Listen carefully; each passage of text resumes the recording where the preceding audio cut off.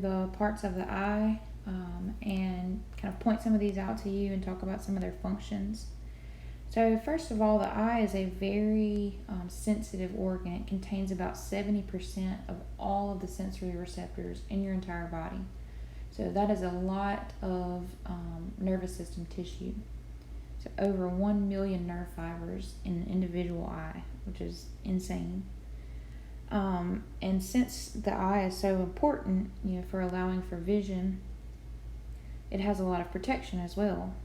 So most of the eye is covered by bone, which we know, is that cavity inside of the skull that the eye sits in.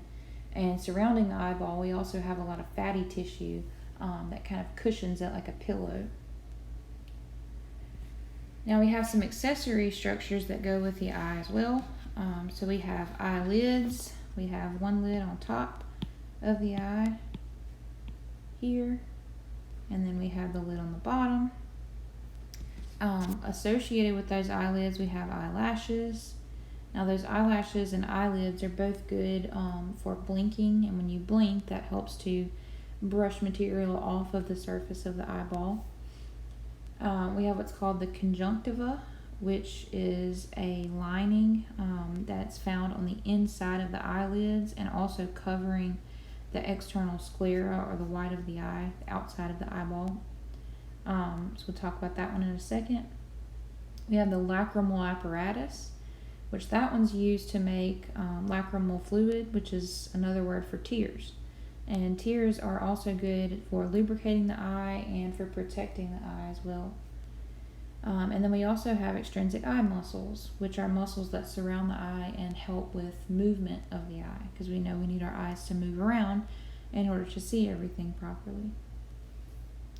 So starting with the eyelids meet at a structure called the medial commissure, which is right here. Remember, medial is towards the middle, so this is towards the nose, medial commissure, and the lateral commissure. Okay, so that's where the two eyelids will meet. When you look at eyelashes, there's two different types of glands that are associated with the eyelashes. You have tarsal glands. Those are going to produce a secretion that has a lot of oil in it, and it's used primarily for lubrication of the eyeball itself, okay, to prevent the eyeball from getting dry and having scratches every time you blink.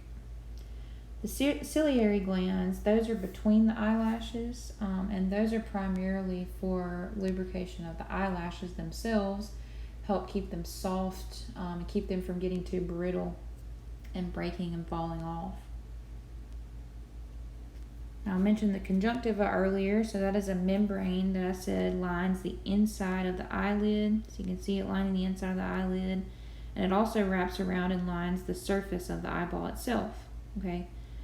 Now, that membrane secretes a mucus solution that's used for lubrication of the eye. It helps keep the eye nice and wet, nice and moist, again, to prevent friction as you're blinking, to prevent friction and rubbing of the eyelid over the surface of the eye.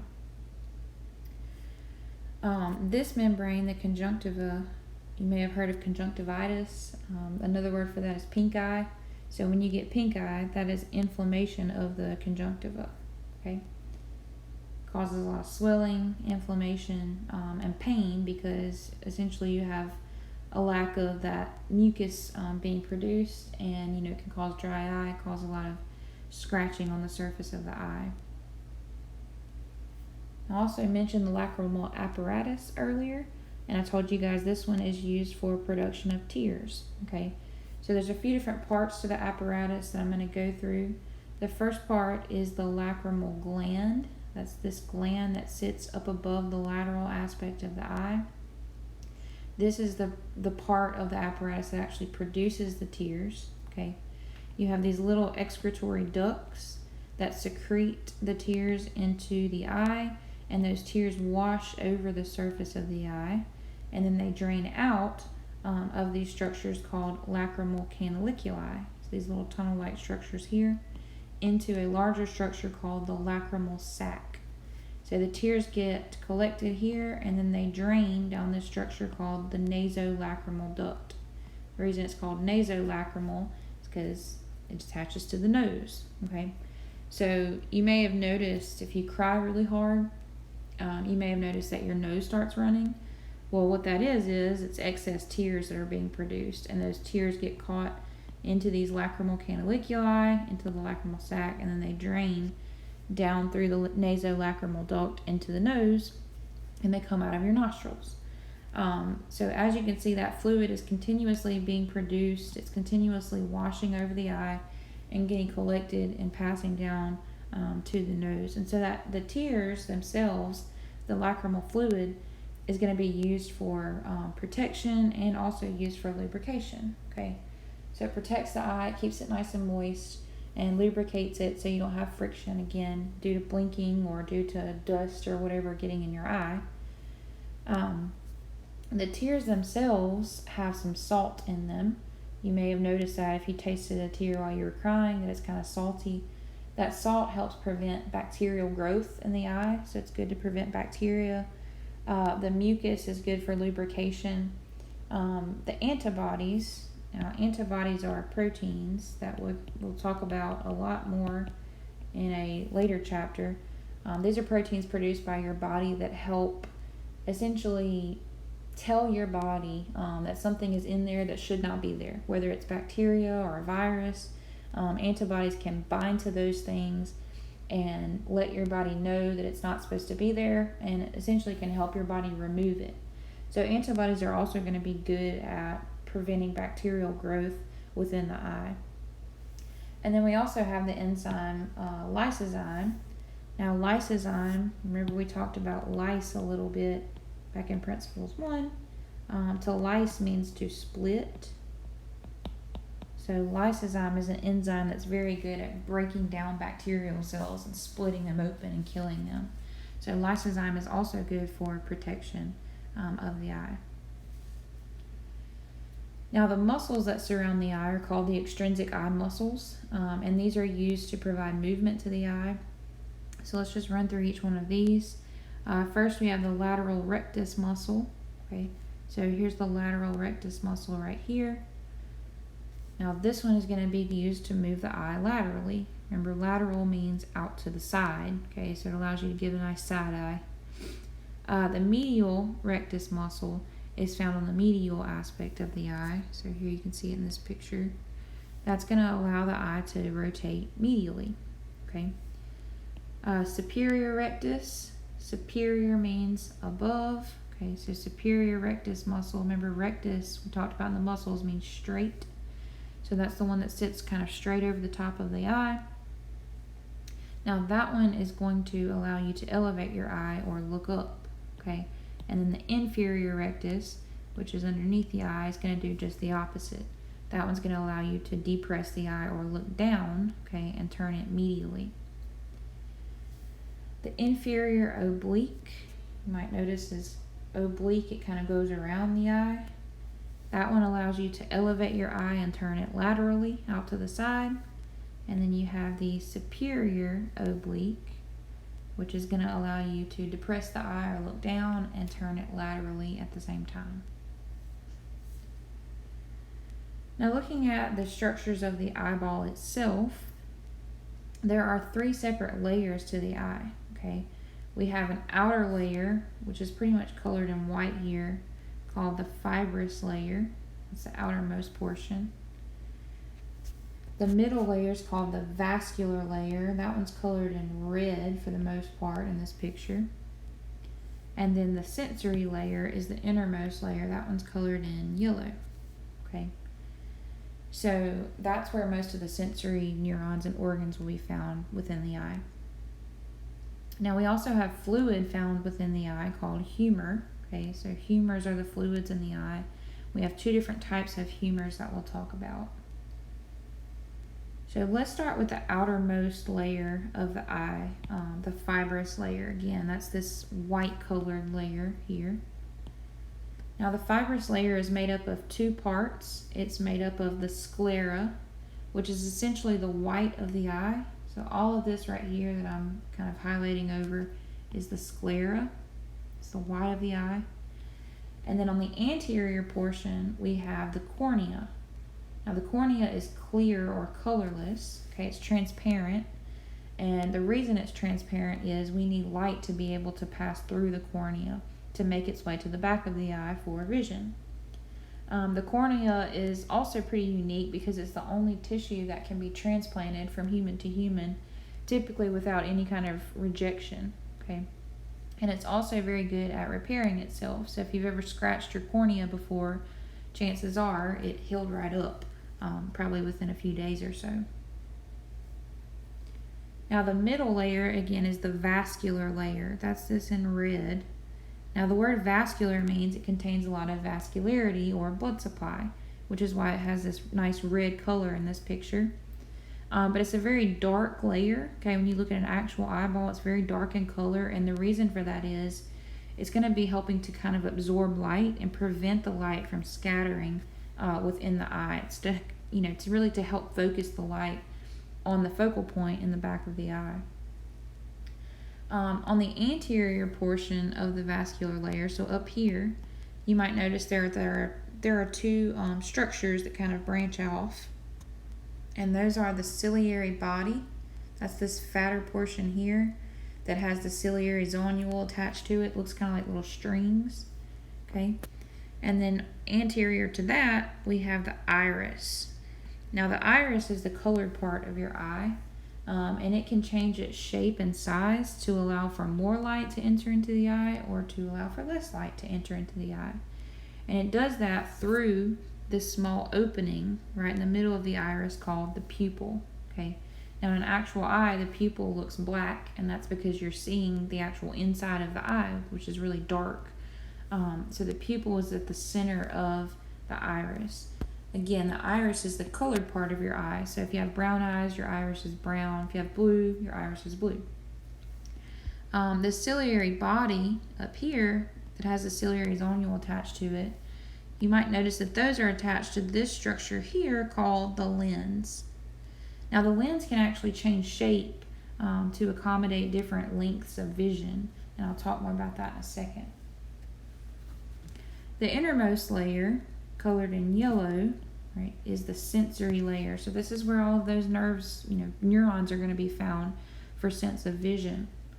And it's also called the retina. Okay, so the retina is that innermost layer. It contains two layers. You have an outer layer that's going to be kind of dark and prevent light from scattering around. It helps absorb light and focus that light on our focal point. And then you have an inner layer called the neural layer, and that's where those neurons are going to be found. More specifically, neurons called photoreceptors.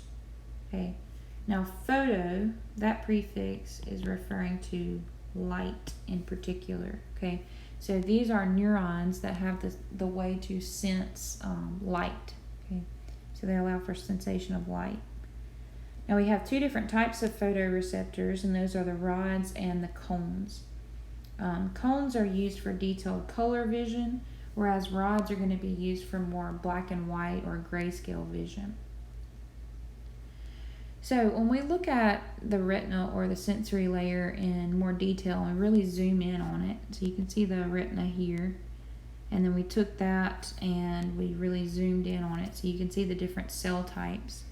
You might notice that there are little ganglion cells colored in white, and then we have these bipolar neurons colored in red. Remember, bipolar neurons contain one dendrite coming into the cell body and one axon leaving out of the cell body.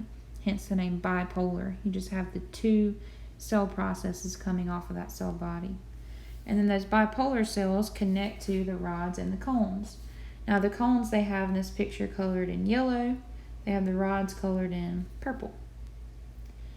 The rods and the cones sense that light perception, okay, and they will send a signal towards the brain via a nerve called the optic nerve, which is what I'm highlighting right here. So this coming out of the back of the eyeball is the optic nerve.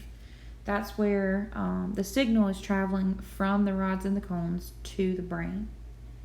Now, right at the start of the optic nerve, you might notice, let me get some of this stuff out of the way, that there are no rods and cones, okay, where the optic nerve exits out of the back of the eyeball.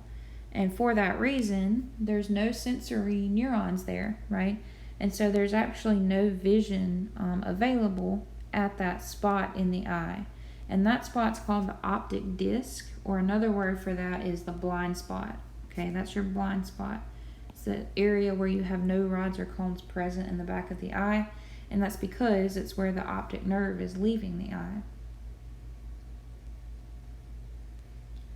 Again, I mentioned that rods are typically used for black and white vision or grayscale vision. These are probably the older of the two types of neurons in the eye, and they're going to allow you to see really well when the lighting is pretty dim or dark. And they're also going to give you some good peripheral vision to help keep you safe at night and when you may have a predator kind of sneaking up on you. Most of the rods are found at the very edge of the retina, whereas the cones are typically found mostly in the center of the retina, and those are going to be allowing for color vision. So you're going to give you some really nice detailed color vision. Now the fovea centralis, this is an area that's going to be right next to the blind spot. This is where you're only going to see cones and no rods. Okay, so since you only have cones in this area, it's going to give you very, very detailed and very sharp vision, because the cones overall are much better at giving detailed vision than the rods. Now we have 3 different types of cones in the eye, and they're going to allow for 3 different types of color that you can see. So those are the blue cones, green cones, and the red cones. Blue cones are going to allow you to see those cooler colors, the blues and the violets. Green cones are kind of right in the middle of the scale, and then red cones are going to allow you to see those warmer colors, the reds and the oranges and the yellows. People that are colorblind tend to only lack one of those 3 cone types most of the time. Color blindness, by the way, also is much more common in males than in females, and the reason for that is because it is a sex-linked trait, which means it's carried on the X chromosome. Now, as some of you may know, males only have one X chromosome, right? Because their sex chromosomes are XY, whereas females are XX. So males only have to inherit that chromosome from their mom, whereas females would have to inherit the colorblind trait from their mom and their dad. So it's much less likely for a female to be colorblind than it is for a male. Now the next structure we're going to look at here is the lens. It's what we call a biconvex structure. Convex means that it kind of bulges out. So if this were my table and I had something sitting on it like this, that's a convex structure. Okay, kind of bulges out on one side. Now biconvex means it's going to bulge out on both sides. Okay, so it looks something like that. Now it's held in place by that ciliary zonule, which we know is attached to the ciliary body, and that ciliary body has the ability to change shape. It has essentially smooth muscle within it that can contract and can cause it to change shape. And as it changes shape, that can change, it can pull on the lens and cause a change in shape of the lens itself. And that's used for accommodation of vision. Now, sometimes with old age, the lens can start to become kind of hardened, and it can become opaque or blurry looking. That can cause, problems with vision. It can cause the person to get really hazy vision, and eventually could cause blindness as well if it progresses enough. And that's called cataracts. Okay, whenever you start to have hardening of the lens with old age. There are some risk factors that can increase the risk of cataracts. Those are diabetes, overexposure to really bright sunlight. So if you're just staring at the sun all day, every day, that's definitely going to increase your risk. And really heavy smoking can also increase the risk of cataracts as well. Now, with all these structures, we essentially have 2 major segments of the eye. And the lens is what is going to separate these 2 segments. Okay, So in front of the lens, we have the anterior segment, and behind the lens, we have the posterior segment. Now, the anterior segment contains a fluid called aqueous humor, okay?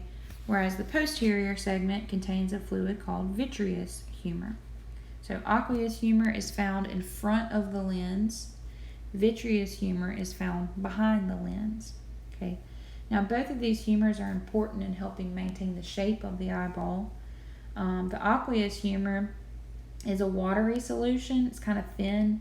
It's very similar to blood plasma, which is clear or colorless. It's going to provide some nutrients to the lens and the cornea because they contain living cells. They need to stay healthy, and so we have to provide nutrients to them. So we get those nutrients from the aqueous humor within the eye. Also helps maintain pressure within the front of the eyeball or the anterior of the eye, because if you didn't have any fluids filling that hollow eye, because the eye is hollow, it would cause it to collapse, right? Because if you just have a hollow structure sitting there, eventually you're going to have a collapse of that structure. So the fluid helps maintain the shape of the eye. The vitreous humor is a little different from the aqueous humor. Again, it's found in the posterior segment of the eye, and instead of being watery, it's more of a gel-like substance. It's really thick, okay, compared to the aqueous humor. This one's also going to be very important in helping maintain the shape of the eye and preventing the eye from collapsing. All right, so I'm going to leave off there talking about the parts of the eye. So we'll pick up with physiology of the eye in a later video.